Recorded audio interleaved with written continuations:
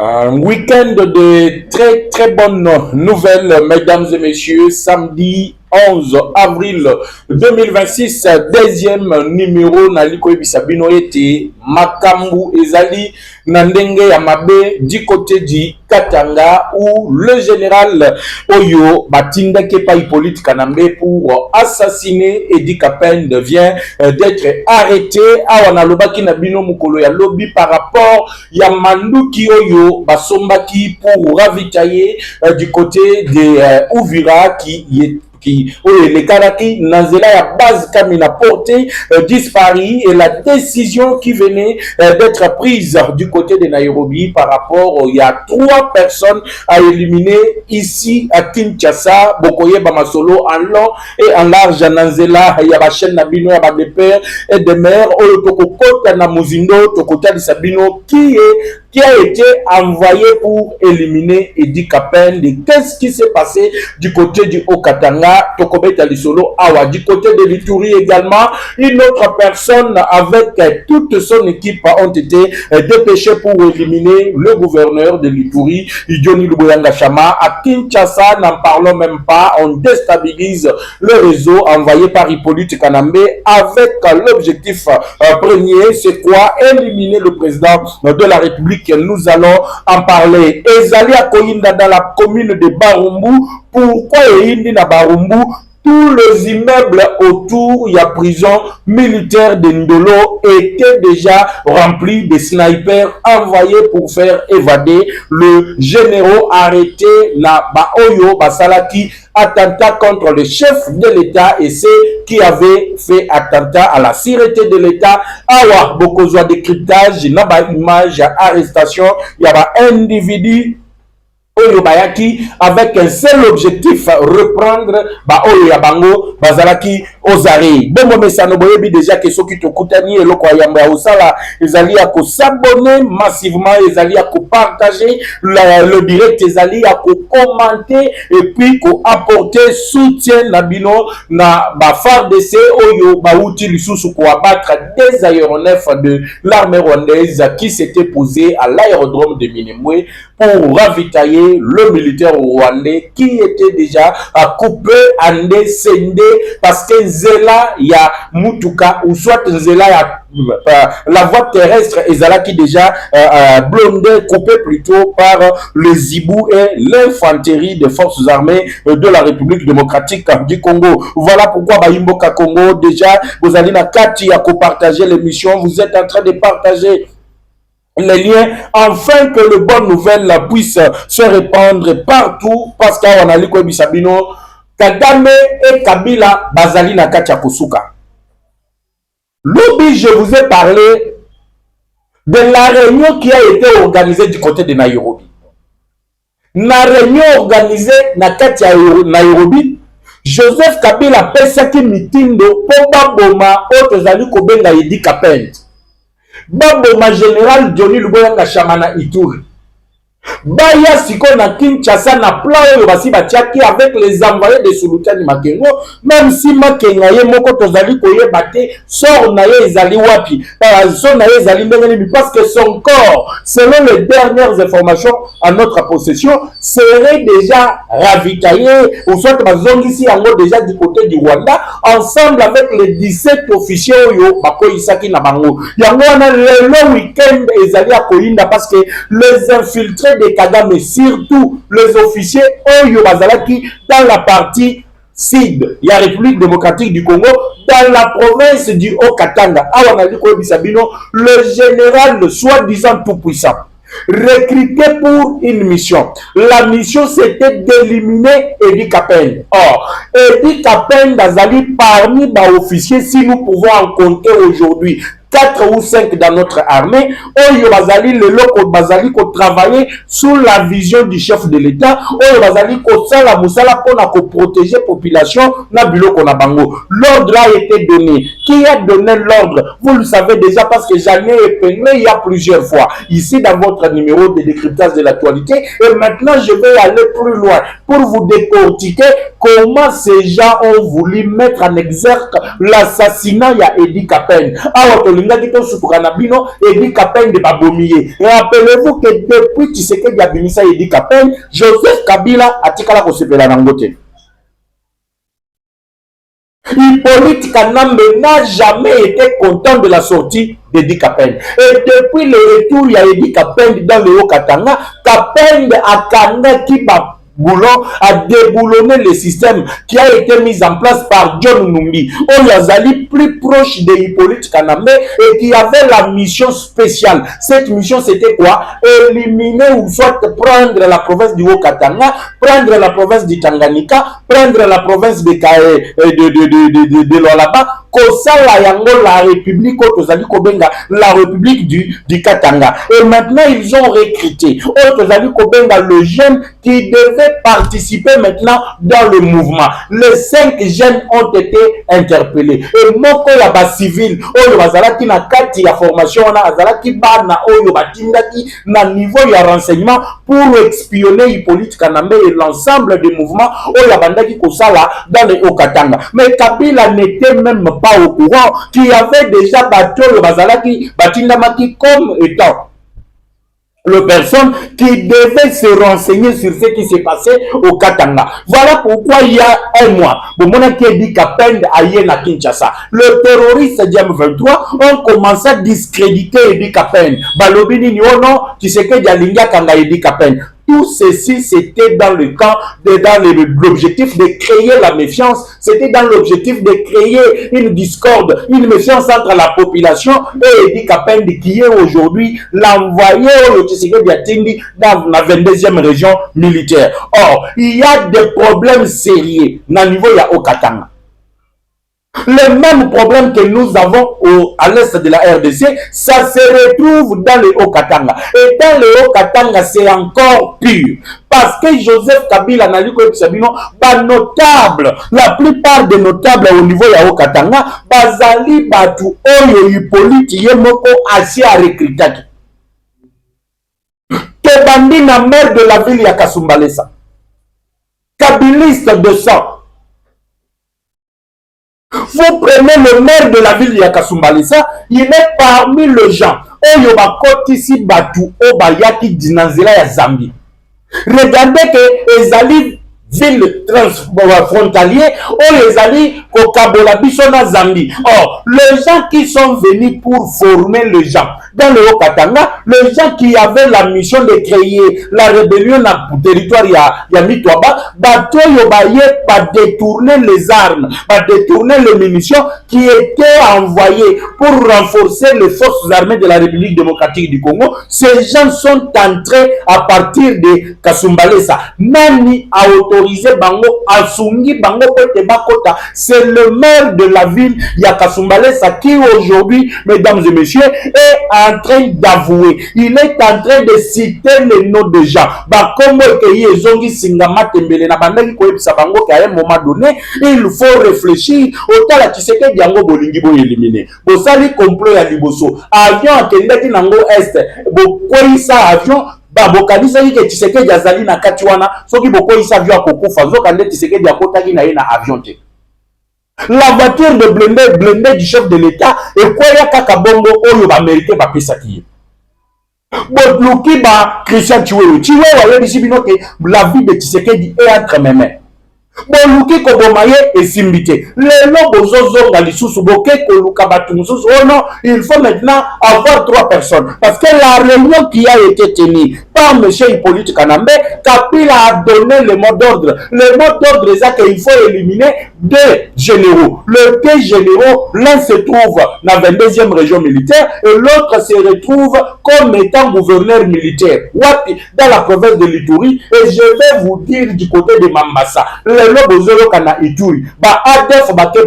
Les ADF qui commettent le massacre. Je vous annonce encore la bonne nouvelle parce que le Wazalendo et l'armée congolaise ont récupéré plusieurs bastions. Les Alaki Namaboko terroristes, il y a ADF. Or, ce ne sont pas les ADF, c'est l'armée ougandaise qui opère. dans des forêts wana ezali armée rwandaise mais ezali coopérer kuna. Mais quand je vais entrer maintenant à Ituri, on va développer comment est-ce qu'on a utilisé l'armée rwandaise, certains militaires là-bas pour éliminer également le général Johnny Luboyanga Chama sur décision ya oyo tozali kobenga Hippolyte Kanam. Rentrons maintenant dans le Haut-Katanga pour parler de Edi Kapende qui a raté la mort. Tentative d'assassinat. Et comme Kapende azali kolande la bango, Kapende a découvrir plutôt qu'il y a fuite. Edi Kapende a découvrir qu'il y a ici na chaîne ya ravitaillement balibi ba minéré batindi yango wapi minéré et batindi ba haute ezali ko benga munition na minduki ba yango batindi yango na territoire ya Mitwaba. Ye moko Edi Kapende kiti na Mitwaba. Il a fait un discours devant les officiers pour leur dire que mutu oyo azali ko travailler na Munguna ndenge ezali wana avant que Munguna aboma Katanga ata moko aboma citoyen congolais ata moko sur l'espace katangais, Yemoko Mouto à trahir, il va mourir. Et Edi Kapende Alobe, il va s'en charger lui-même. Parce que le message était tellement fort. Et voilà pourquoi Joseph Kabila Aloba qu'il faut qu'on élimine Edi Kapende. Pourquoi Edi Kapende a été mis sur la liste? Parce que Kapende Aloba qui a causé la tête et Bakanga traite, Batindikaye na Kinshasati, Bakanyo na Katanga, Babomio na Katanga, population monique, c'est toi qui a été traître. Donc la peine de mort devait être applicable sur le lieu, sur la place où on t'arrête. Voilà pourquoi le chef, il y a Baz Kamina, c'est lui qui gérait la logistique. Il a trafiqué avec d'autres généraux na commandement, na chaîne ya commandement ya autres avis ko benga ravitaillement pour voler munitions, les armes qui étaient destinées à la sécurité du Haut-Katanga. Maintenant, regardez la suite, c'est quoi? L'homme a été appelé. Il faut à Salani. Il devait subir la peine de mort. Et comme il devait subir la peine de mort, les militaires qui ont été créés par M. John Numbi, nous avons 4 types de généraux. 4 types d'officiers. Les gens me rappellent, les gens me demandent pour savoir, mais 4 généraux, 4 sortes de généraux, où tu vois. Première sorte, il y a des généraux. Et ça, officiers, Hippolyte Kanamba créa, yaye. Deuxième sorte de généraux, généraux, John Numbi a créé, yaye. Troisième sorte de généraux, les généraux, Paul Kagame a créé na 4 armées na biso. Et quatrième sorte des alliés, généraux créés par monsieur Nani Museveni Kakuta.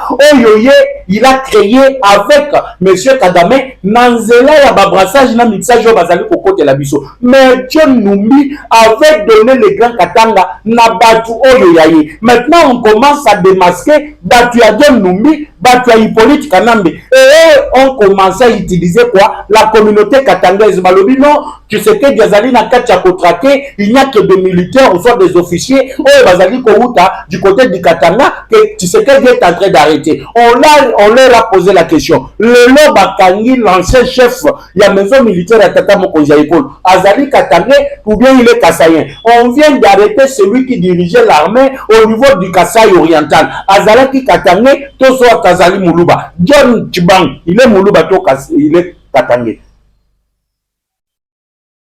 L'ancien chef de maison militaire, Azali Mouloubato Azali Katangé, depuis qu'il a été remplacé par le général Malou, regardez la suite des arrestations, regardez comment on est en train de déboucher, ici même à Kinshasa, la manière dont on ne s'attendait même pas. Que ici à Kinshasa, on pouvait avoir des traîtres à niveau wana. Mais depuis qu'il est là, on a arrêté le petit frère propre de Laurent Kundabatoire, ici à Kinshasa. Or, qui a Laurent Kundabatoire a été arrêté, mis en prison Yandolo. Et quand je vais parler, il y a organisation, il y a bateau, il y a prison Yandolo, vous allez comprendre. Le petit frère de Laurent Kundabatoire, Moutouamela Bakila Yaba Congolais, il a été libéré comment? Parce que lorsque Goma Ishitaki, il a été arrêté.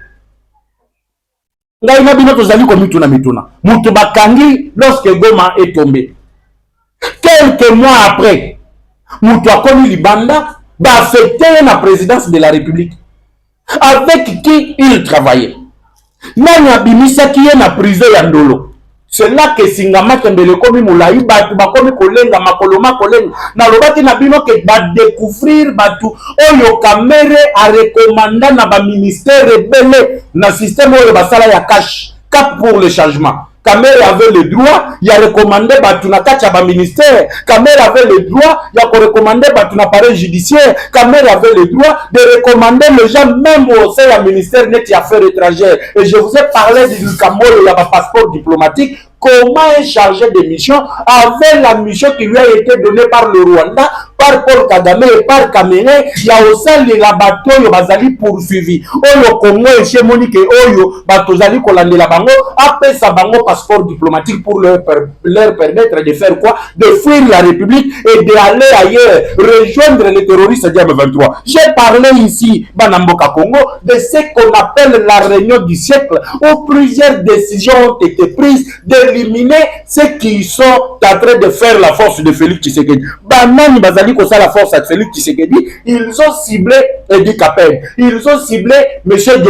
Johnny Luboya Ngachama. Maintenant, rentrons d'abord dans le Haut-Katanga. Dans le but de l'émission, pour partager la vidéo, vos commentaires sur la situation sécuritaire, ça va être la bienvenue parce que awa dans le Waki na bango que 2026 na Koyama B. Tonti Kalisu Tante ya Lokuta. Tout celui qui va se méconduire, tout celui qui va travailler na idée à Kosunga Munyarwanda, nous n'allons pas lui laisser même pas 30 minutes. Tout le monde doit répondre de leurs actes. C'est ce qui est en train de leur arriver aujourd'hui.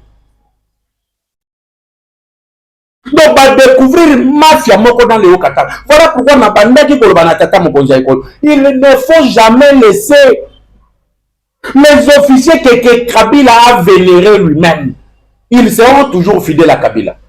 Ils seront toujours fidèles à maître Oyo Salaki Bango. Il faut créer tes propres généraux, leur donner la responsabilité. Ce qui est dit qu'Apende n'avait pas de compte à régler na Kabila. Ce qui est dit qu'Apende n'était pas fidèle, le lot Olinga Kitolo Banabino Katanga to perdre yango. Le lot Olinga Kitolo Yawato Bisabino que non, rebelle Banaki na Mitwaba et s'étendre sur un grand parti, une grande partie, il y a province Yao Katanga, et voilà la réalité, Basi Basu territoire boye, Basu territoire boye, ni tété la vigilance de Dikapel.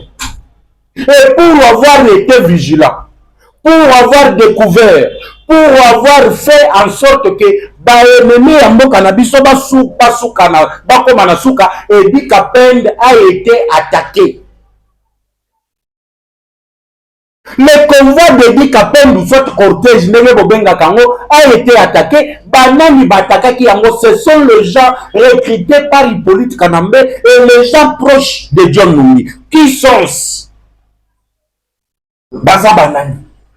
C'est là que l'émission devient intéressante. C'est là que beaucoup de choses vont sortir ici. Nazolo Babato, attention, Bako, bon, mais la voix a déjà n'a pas maï pembeni. Bon, elle a déjà n'a maï pembeni. Yebisaba na soza na palais batika makelele.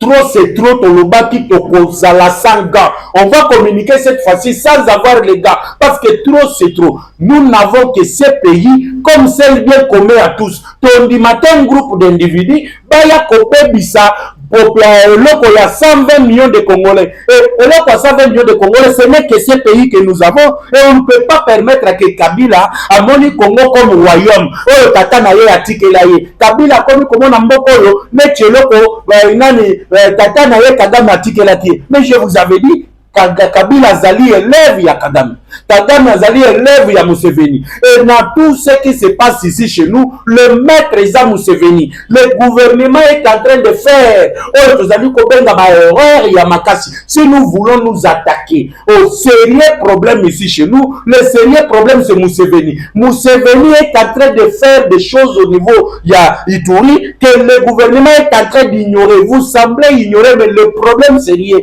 est Zali Museveni.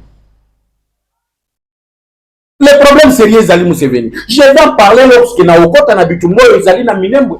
Lorsque na okota na drone ya bayem 23 ezali abati, et vous comprendrez que l'histoire va changer. Le Congo d'aujourd'hui n'est pas le Congo d'hier. Et je vous ai toujours dit, Bayimboka Congo, vous devez prier pour le militaire, vous devez prier pour le policier, vous devez prier pour le Wazalem, parce que Bazali ko sacrifier Bongo Inabango, Tongo Midi, pourquoi? Pour protéger le pays de nos ancêtres. Regardez la suite maintenant, ils se sont attaqués au convoi ou soit au cortège. Il y a Edi Kapen, comme quoi Edi Kapen est en train de tout dévoiler et que va mettre Nabango Bakangami. Et pour moi, on doit arrêter toute la chaîne de commandement. Le chef, il y a base logistique. Nabatino surtout Bandaki ko commander Nabango la base logistique, il y a Kamina, il faut Bakangaye.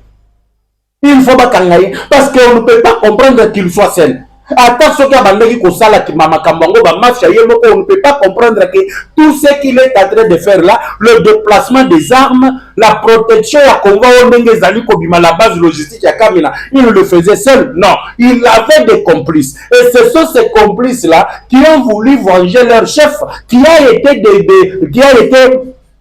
découvert, mis amis par Edi Kapen. Vous partez du côté Yaka, camp militaire, na 22e région militaire, vous trouvez un général. Au Taliboye, le nom et son visage, ça vous dit qu'il est de quel côté. Na Boyibo Bandakolobake, non, vous commencez à dire des discours, les alliés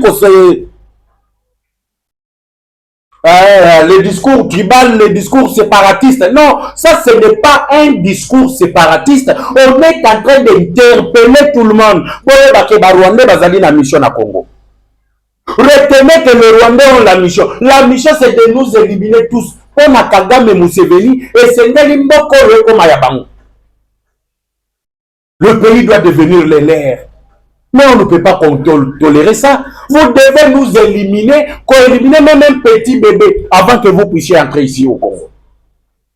Avant que vous puissiez entrer ici au Congo. Ça n'est de trop. On découvre des choses impossibles à dire ici à la télévision. Les gens se préparent au Yenaka militaire. Vous permettez à un général, vous allez commandant à camp. Mais les autres militaires, il y a des Congolais, Bazali éparpillés, mais lui rassemble les militaires, venir à il y a autres alliés qui ont mixage et brassage, il le regroupe à Saleli à Bangoka, où il y a des Congolais qui ont été nakatité. À Saleli à Bangoka, où il y a aucun Congolais qui ont s'approché à Yangote. Et vous nous dites que nous ici au Congo, tout est à Koloba, tout le de la Bangote parce que Bango Bazali Banani. Et le local, on les arrête, on découvre que les gens qui étaient partis en formation,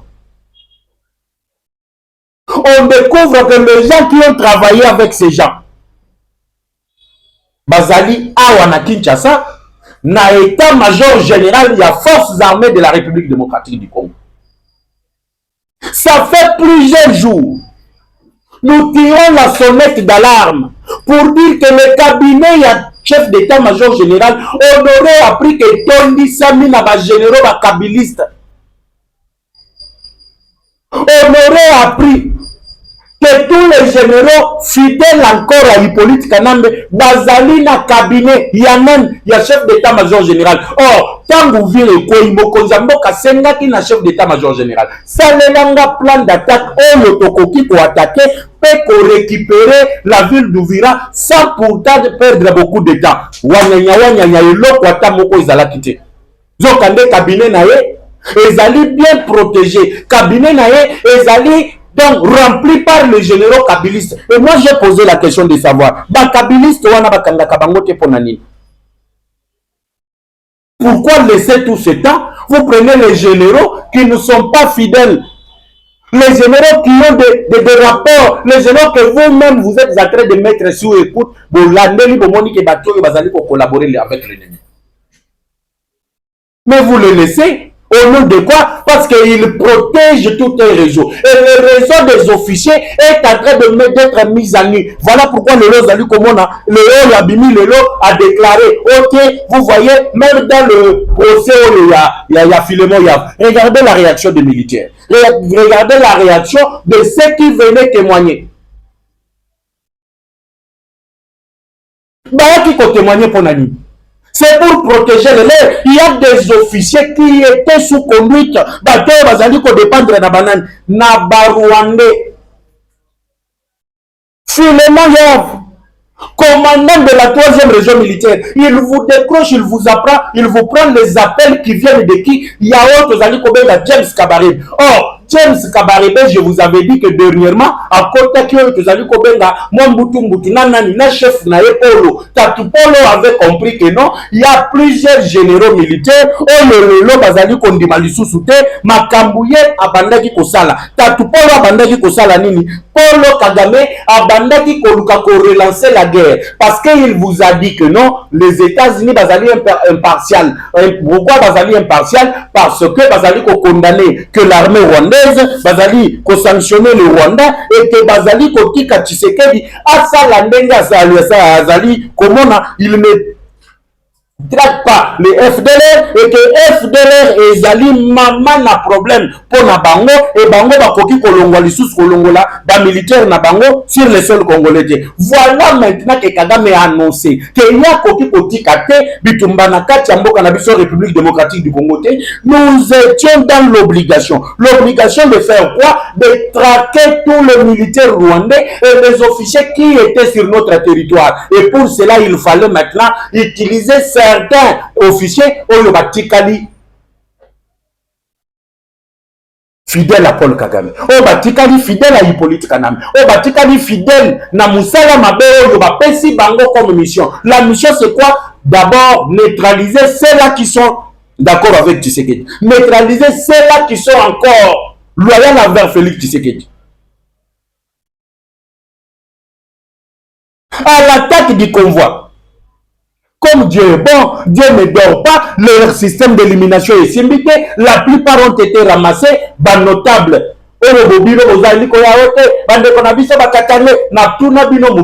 Kabila, soi-disant votre frère Katangé, a salé la binoni. 18 ans au pouvoir, Kabila Salani. Tshisekedi un Moulouba ne peut pas nous diriger. Regardez les réactions que Tshisekedi a fait dans le Grand Katanga. J'ai toujours dit aux Congolais, nous devons changer notre manière de raisonner. On doit choisir quelqu'un parce qu'il a les idéaux pour changer Mboka et non pas être avec les gens parce qu'Azan de Konabiso Moulouba, parce qu'Azan de Konabiso Mungala, Azan de Konabiso Mukongo, il faut voter. Non, l'élection au Congo doit changer. Nous devons évoluer. Au moins, nous devons évoluer les lots. Armée, les armée à Kalate. Kagame pouvait s'imaginer que non, ce qui va l'oublier tokomi déjà na mitwaba mbala moko batu ba paniquer le lot tokomi ata balobi l'armée fonce sur eux, l'infanterie fonce sur eux, les ibou fonce sur eux. Mwana na mwana bendana awa nazali ko bisabino na minembwe muta hotel mazalité na minembwe muta hotel mazalité débandade totale na lakaki bango mais bandaki ko comprendre te na yebisaki bango que 2026 sera une année où rien ne sera comme avant mais bandaki ko yokate ne sera rien comme avant elingaki lobanini lelo bana kisabiso Sultani Makengo azawadi lelo ba yebisa biso Laurence Kanyuka azali wapi. La ville de Goma est devenue l'insécurité totale pour ceux-là qui dirigent. Même Bissika Baliko Tambola, Balingi, Soussouté, Batouba Yeba. Baliko repéré Bango. Division côté li Bango. Bakatange, Baoutuna, Batutsi. Division totale.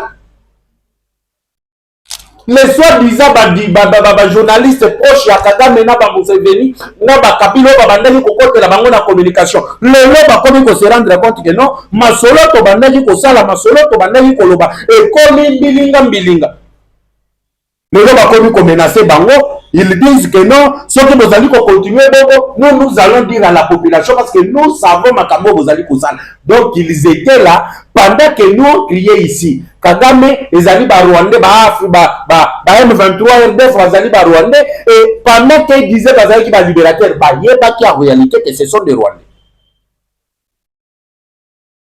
ba yeba en réalité que bazali ba Rwandais. Quel est le lendemain que bazali ko déboulonner le système? De quel droit? Donc se poser dans la question parce que na lingi to solo là. De quel droit bato bazali ba officier na armée, bazali ba officier na kati ya administration, ils sont sortis Ils ont participé à la réunion na Hippolyte Kanambe dans Nairobi, réunion soi-disant ya Sauvons le Congo. Batouana pe bazongi na Congo, bazongi kaka ebonga na bango wana. Si j'étais président de la République, ebele balinga ki bakufa na stade de martyr.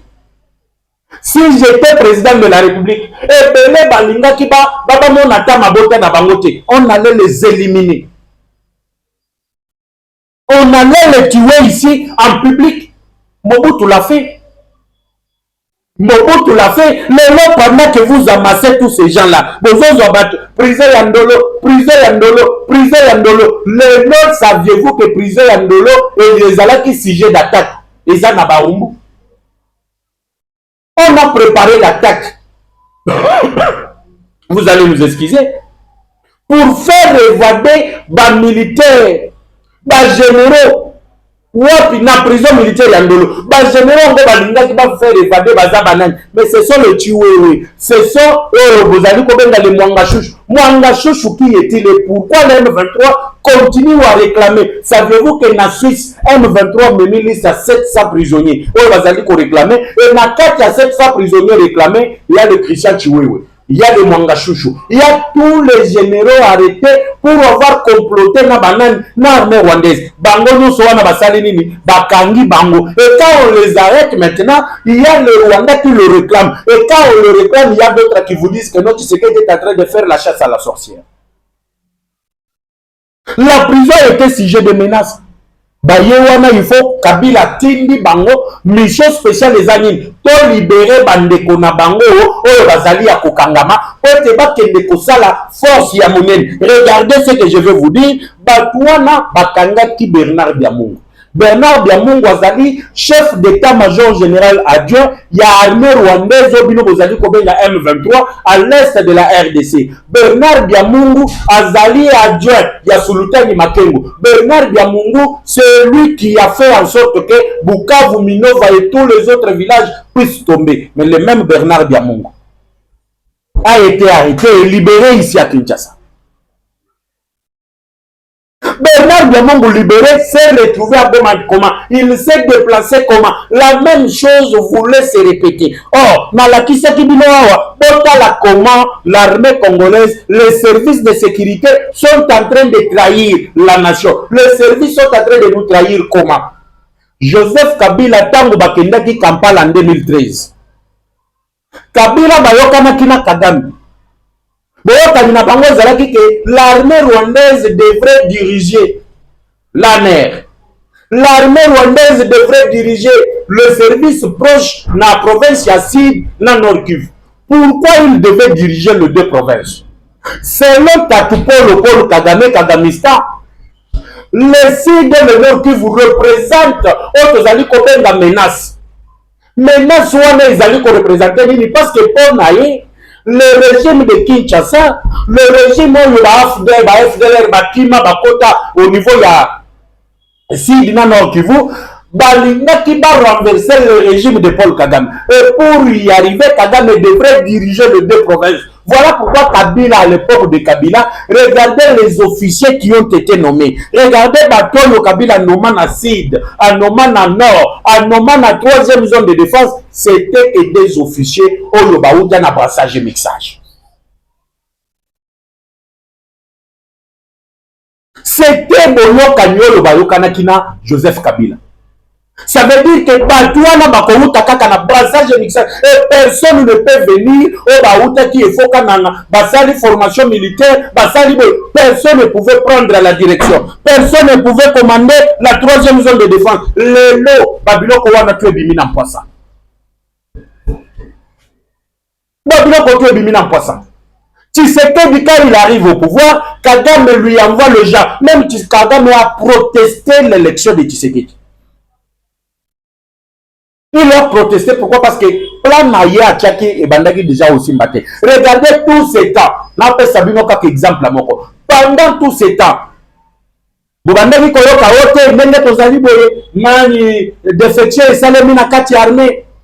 repli stratégique esalemi na Lubero, repli stratégique esalemi na Sud Kivu, repli stratégique esalemi place Songolo Pakal. Depuis qu'on a arrêté le chef de commandement dans la 3e zone de défense, on les a là qui proche na Hippolyte Kanam, on les a là qui proche na Kagame. Est-ce que vous avez sur repli stratégique? La chanson repli stratégique a changé de côté. On est à la Nangambu na biso et comme Sikolo Nangambu na bango. Et à l'arrivée maintenant, Kagame veut maintenant récupérer le tout. Et quand il veut récupérer tout, il doit jouer le tout pour le tout. Yango bomona ki na tongo, na talisi bino na mulai, na ngo na muzindo. Na lakisi bino comment Kagame a été asphyxié pour la première fois. Dès que le désaéronef ya Kagame ont juste pénétré l'espace aérien congolais, les Sukhoi, pas cette fois-ci S-25T. Parce que Kagame pensait que tous les Kalissus na Sukhoi. Kagame va constater que moyen d'intervenir dès qu'on viole l'espace aérien, qui va matissa ba drone, ba armée yango, ba tchaba bombe, on aurait déjà servi, ravitailler ba militaire et nani ba aéronef na biso et qu'on a déjà ozonga, l'ouvunu, ba mataka boye ba violer l'espace aérien. Du coup, le Sukhoi F-26 et Bimakate et Salinini et Bimi. Et quand le Sukhoi est sorti, c'est là que les militaires sont tombés. C'est là que l'image a son munition. Nanyo Sobayaki Nango et Tikali par terre détruit. Et les militaires qui étaient là, et les équipements Yobayaki Kotika déjà détruit. Les deux aéronefs et l'aérodrome. La prochaine occasion, ils vont chercher là où il faut poser leurs hélicoptères. Ils vont chercher là où ils vont poser leur matériel militaire. Parce que Etikali Poutoulou. Etikali Poutoulou. C'est tout ce que les Congolais réclamaient. C'est tout ce que les Congolais réclamaient. Chaque Congolais bandaki qu'on réclamait. Kagame, il faut tout ça faire sentir. Kagame, il faut comprendre que Massolé est changé. L'armée congolaise, le phare d'essai d'aujourd'hui, ne sont plus les phares d'essai d'hier. Milelo na milelo. Botu Nangoulou Bokosala va communiquer au nom Chilombo. Il ne respecte absolument rien, les engagements, alors que Bissot Ozok est en Suisse. Qui vous a dit de partir en Suisse? Vous êtes les tout-puissants. Venez ici, nous allons nous battre. Je vous avais dit, même dans le Haut-Katanga, même à l'est de la RDC, ce qui fait de l'armée rwandaise une armée forte des Alinines, c'est ce que nous appelons l'infiltration qu'ils ont orchestré dans notre armée. Dans Hippolyte Kanambe, Kabila a permis que le Rwandais puisse entrer partout. Ils sont partout. Donc, rien ne pouvait se faire ici chez nous sans que Barwandé Bayeba. Rien ne pouvait se prendre comme décision sans que Kagame soit au courant. Le lot Kagame Azali Komone la RDC na fenêtre. Voilà pourquoi il joue le va-tout. Hein? À perdre, il joue son va-tout. Kitokoma na 2028, le régime va tomber. Et ce qui est en train de lui faire peur, c'est ce que nous lui disons, ton régime va tomber. Et nous affirmons encore, Kagame, ton régime va tomber. Ok, ils veulent renverser mon régime, ton régime va tomber. Ils ont reçu Jean-Luc Abariman, ton régime va tomber. Yo bandeko sakana umonango baje, mais tu na yo banda 2023, Kagame, nous sommes des voisins. On doit collaborer. On doit s'attendre à la manière de gérer ma frontière. Yo bonaki Tshisekedi Yuma, Kabila Yebisho que c'est un civil. Dans 6 mois, nous allons la battre. Voilà le plan. Nanga yo kende. Mission bopesa ki nanga esimbite. Bokomi kolukabo sacrifier nanga. Nanga pe atimba lobi. Soki bolongwe nga na otika lawate. Bache la kaye ba sniper rwandais na résidence te basalini. Bache liwana. Masasi ekomi kobeta na résidence ya nanga. Parce que nanga ne veut pas être victime expiatoire. Il ne veut pas payer le prix. Batunon so yo basala kini basali masumu maintenant c'est lui qui va payer ayebisi bango toza na bino wa bazo pour la biso ne jibana miki nga sikona tika la ngamoko soit disant nga te protecteur en attendant bino bo kende olukela nga dialogue na boyi soki boke toke ina bino so toke ina bino. Et comme Kagame ne retient pas la leçon, son objectif principal, c'est ce qu'il est en train de chercher à accomplir. Et Zani, avant de comme en Suisse, il a un objectif clair. Avant de Suisse, il faut à la peine à autres amis comme la position de force. Voilà pourquoi Tinda qui va aéronef. Voilà pourquoi atindaki ba aéronef, les aéronefs qu'ils ont envoyés là-bas. Kagame ayebisa batu na ye, bato atindaki kokamba ba aéronef wana, bazawa, bazongi na bomoy. Ça fait déjà 4 qui ont été abattus, Kaka Minembwe. Et du côté Minembwe, Kagame a formé un groupe armé appelé le Red Tabare. Red Tabare, Bazar, ni ba Congolais, ni ba Rwandais, mais ce sont des Burundais. Ils forment ces gens-là pour renverser le régime d'État chimique.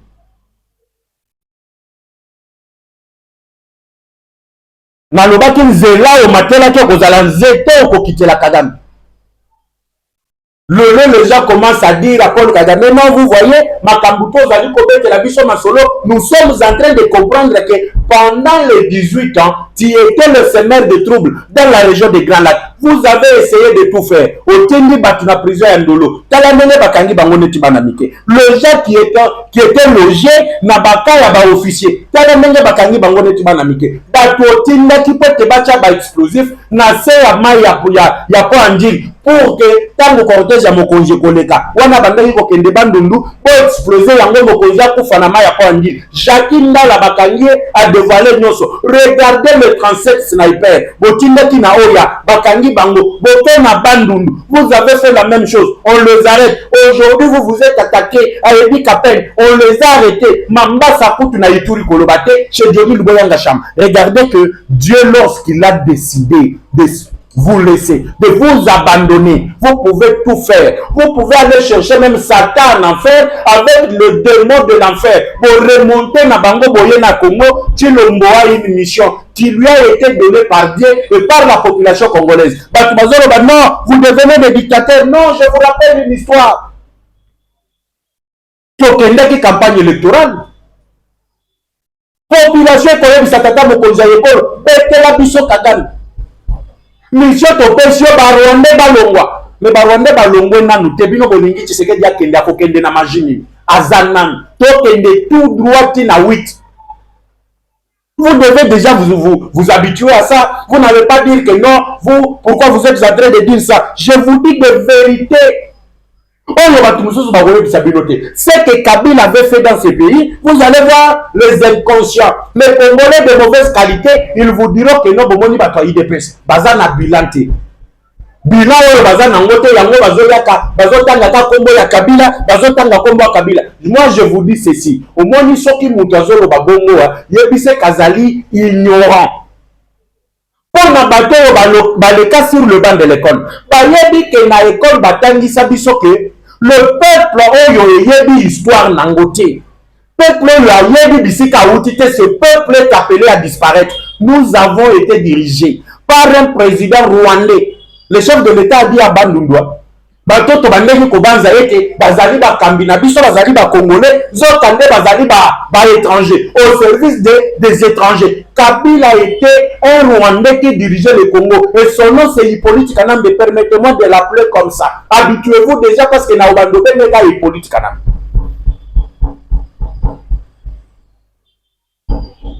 Et ne pas voir ce que Kabila a pris comme décision, la gestion naïe, le Tekimoka. Ce que nous vivons aujourd'hui, ce n'est que le résultat. Il y a Moussala Mabé Joseph Kabila Sala Namboka Nabiso. On vivre à l'élo, ce n'est que le résultat. Il y a gestion de Joseph Kabila. Ce que nous avons rappelé les Congolais. Que Tala Kabila a fait ça Rwandais des jeunes. Kabila a fait ça Rwandais ané. Kabila a fait ça Rwandais armé. Tokoma qui n'a armé Nabiso. Si à niveau ya Mobutu Tokoma na directeur de cabinet, il y a président de la République rwandais. Lorsqu'on vous rappelle ce que le Rwanda a déjà fait, cela ne veut pas dire que Tozangi bilanté. Tu sais qu'il y a un bilan largement positif que ce qui n'a bandi kolobana binoawa, nous pouvons faire 2 jours. Tozala na bino 2 jours wawa, nazo tangue la bino ya Félix, bilan ya Félix Tshisekedi. Mais je ne suis pas là pour faire le propagande. Je ne suis pas là pour soutenir mais le j'interpelle la conscience collective de tout le monde. Regardez maintenant, vous allez voir les opposants. Il y a Fouati, opposant Yanzala, que non, ceux qui t'ont appuyé, Tshisekedi, ça veut dire que Tozo Lukande a réussi Bitumba. Ceux qui a réussi Bitumba, donc la population va chercher que Artikala na pouvoir. Zokande Bazali na plan na bango, na Senko, Bazali na plan na bango, na Otozali Kobenga l'église catholique, na Misanda na bango Basalaki, na ba résolution na bango Bazwaki plutôt, Ezalaki ya komema Tshisekedi na mesa ya dialogue un contre tous. Pourquoi? Katumbi alingaki yaya. Saoul alingaki yaya. Bango tout balingaki baya. Tshisekedi allait se retrouver seul. Le pouvoir contre tous ces gens-là. Maintenant que clique na bango et simbité. Plan na bango et simbité. Fatia et bango, il n'y aura pas de dialogue tant que la guerre n'a pas encore pris fin. Le lotozo tout na 5 ans. Joseph Kabila lobi na bino la soudanisation. Quelle est la position d'Ambongo et de Choli? Quelle est la solution ou soit la position de l'église catholique? L'église catholique doit dire aux Congolais, vous continuez à soutenir les dialogues ou pas. Kagame a dit que le M23, c'est Joseph Kabila. Et on a Tshisekedi Lisusuke. On a communicateur de la République Lisusu Mutualobité. Kagame vous dit na Jeune Afrique que non, Kabila yende mokonja M23. L'église catholique, aux oeufs Sabisoni. L'église catholique aux oeufs Sabisoni. Les gens ont mal confondu le peuple. Les gens ont mal confondu. Le tozana président oyo. Bon, à côté de maneti gizenge panayo. Yozo mona neti ye yaza yuma. Ozo balusa yo, ozo sala o nyoso yo lingi. Tshisekedi azawa nazo tala yo. Zo kande mutu abatami asalini. Aleki yo mayeli. Tuna Kagame lelo. Na monde mobimba. Ba sanctions zo muta de partout. Même l'Union européenne. La France a essayé de le protéger. Mais les autres pays ont dit net, il faut sanctionner le Rwanda. Pas question de soutenir l'armée rwandaise dans Mozambique. Financement et Qatar. Les Américains coûtent Kolobate. Kabila, le tout puissant, qui pouvait le locoter le mana Kabila, Namboko. Le Chimaram, le roi du Congo, Kabila. Yotan, tozalaki na minute, moment mususu, ozo le kana stade de martyr. Ceux qui bakangi yo na téléphone na yo na Android, bakuti yo na photo ya Kabila, bakangi yo destination koni, Namboko. Ce type ici, nous lui avons tout donné à Kabila. Ayaki awa makolongulu, agati baboti ya caoutchouc, kovota la mandef, il n'avait absolument rien. Ata lindef azalaki nangote. Topesi Kabila mandef, topesi Kabila soute, topesi Kabila mwasi, topesi Kabila bana, topakolu millionnaire, milliardaire. Lelo Kabila alingia zonge la lisusu Congo comme si c'était le royaume de son père. Nous lui disons que na yo, na bato bazali pembeni na yo. Essayez seulement de rentrer au Congo. De bibisika bo mona kanda ya ba Congolais. Ngana sengi na tata mokonzi ya ekolo, bo kangela biso Kabila. Soki boko chaye nazo, bo chaye nazo. Congolais to azali na compte à rendre na politique kanami. Soki obenda ye lindefo etika de preuve yake Kabila futa ki ye nyongo na ye, abenda ye lindefo. Voilà Bayimboka Congo, je suis dans l'obligation de m'arrêter par ici. Pour continuer lobby na globela le discours, la réunion tenue par Hippolyte Kanambe, tout ce qu'il a préparé, na yoto a tchaki en place pour éliminer ceux qui sont encore fidèles à Félix Tshisekedi. Que la paix quitte vos esprits et que Dieu bénisse la République démocratique du Congo. À tout à l'heure. Ciao.